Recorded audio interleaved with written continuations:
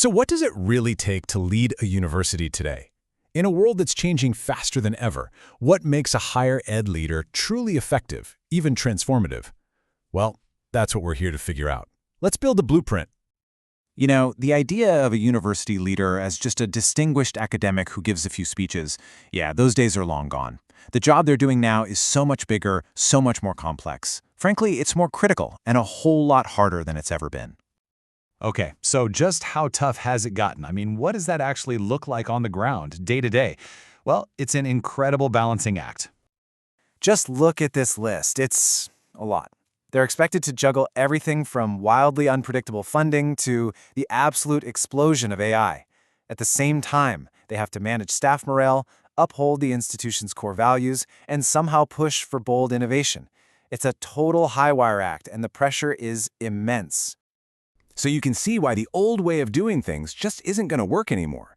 This chaotic new era demands a totally new kind of leader. And in this explainer, that's exactly what we're going to do. Piece together the blueprint for what that leader looks like. All right, let's start with the big picture. We need to talk about how the whole concept of leadership in higher education has fundamentally changed. The biggest shift, without a doubt, is the move away from that rigid top-down hierarchy. Think about it. The old model was a pyramid, right? Orders came from the top. That's being replaced by something that looks more like a network. The best leaders today know that you have to bring people along with you. They're actively listening to faculty, to staff, to students, because they get that the smartest decisions are the ones you make together. Okay, so if that's the new landscape, what tools do you actually need to navigate it? Let's open up the toolkit and see what's inside.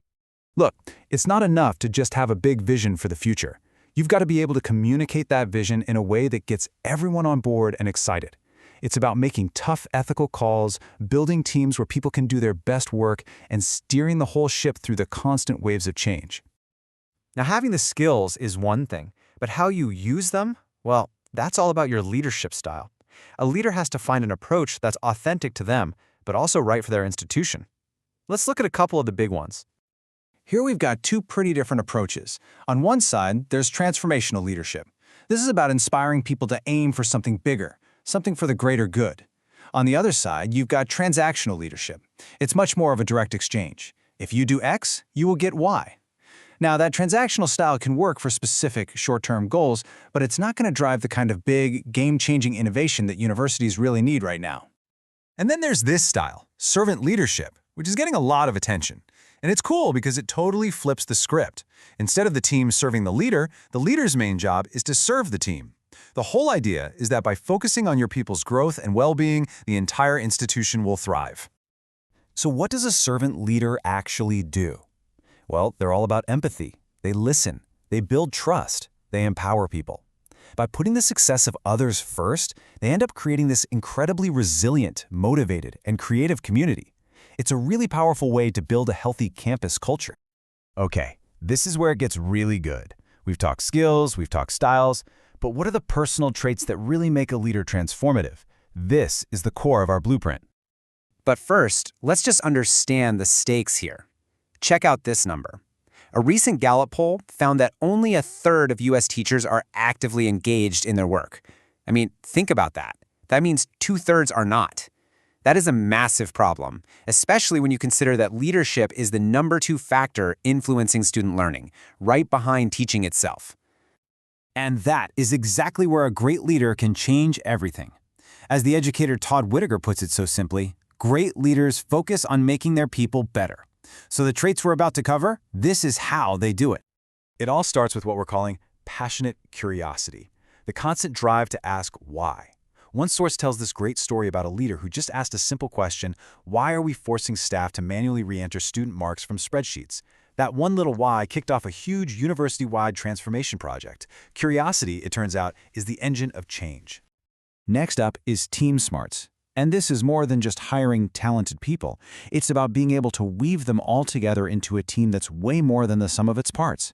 It's that magic of creating an environment where people truly collaborate and create things they never could have on their own. Transformative leaders also have what's called a simple mindset. Now, simple here doesn't mean simplistic. It means having the incredible gift of cutting through all the noise, all the complexity, and getting right to the heart of an issue. It's like what Greta Thunberg said: We can't save the world by playing by the rules, because the rules have to be changed. That kind of clarity is pure leadership gold. And the last piece of the puzzle is fearlessness. And look, this doesn't mean you're never scared. It means you act with integrity despite the fear. It's about having the courage to make that tough, maybe unpopular decision because you know it's right for the institution. It's about stepping up and taking responsibility, especially when the conversation gets hard. So we have all these pieces: the collaborative approach, the skills, the style, the personal traits. How do we tie it all together? Well, it comes down to one final, absolutely essential principle. And really, it all boils down to this quote from John F. Kennedy. It says everything. You just can't have one without the other. The second a leader thinks they've got it all figured out and stops learning, that's the second they stop being effective.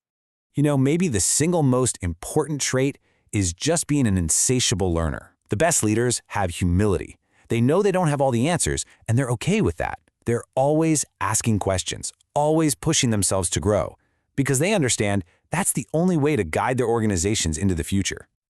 So when you put it all together, this blueprint we've built, it isn't some rigid checklist you have to follow. It's more like a compass. The future of higher education isn't set in stone. It's being written right now by leaders who are curious, courageous, collaborative, and above all, always learning. So the real question is, what kind of leader will you choose to be?